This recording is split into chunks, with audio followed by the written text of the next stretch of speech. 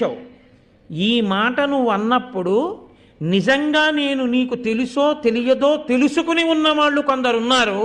వారు నువ్వు అబద్ధం ఆడుతున్నావని లెక్క కట్టుకుంటున్నారన్న విషయం నువ్వు తెలుసుకోవట్లేదు. ఎవరెవరికి తెలుసా? నీకు నాకు ఉన్న అనుబంధం. విమల యశోనిధి పురుషవృత్త మెరుంగుచునుండు చూవే వేదములను పంచభూతములు ధర్మువు సంధ్యలు అంతరాత్మయున్ యముడును చంద్రసూర్యులు అహంబును రాత్రియు నన్మహా పదార్థములివియుండగా నరుడు తక్కువ నేర్చునే తను మృచిలన్. తప్పుకోగలననుకుంటున్నావేమో. ప్రతివాడు చేసేటటువంటి విషయాన్ని చూసేటటువంటి మహాపదార్థములను ఈశ్వరుడు సృజించాడు. అవి ఎప్పుడూ ఎవడెవడు ఏం చేస్తున్నా చూస్తూనే ఉంటాయి. చిత్రంగా చూసి గుప్తంగా ఈశ్వరుడు రాస్తుంటాడు. వీళ్ళందరికీ తెలుసు. వీళ్ళ దగ్గర తప్పుకోగలవా? వీళ్ళకంటే తెలియదు. మాట మారుస్తున్నావు. తెలిసిన్న వాళ్ళు ఉన్నారు. వాళ్ళ ముందు చెప్పగలవా నాకు తెలియదు, నేను నీకు తెలియదని?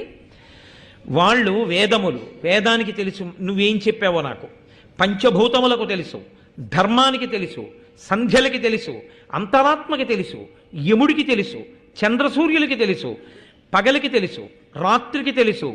ఇవన్నీ మహాపదార్థములు ఈశ్వరుడి చేత సృజింపబడ్డాయి. అవి ఎప్పుడూ చూస్తూనే ఉంటాయి.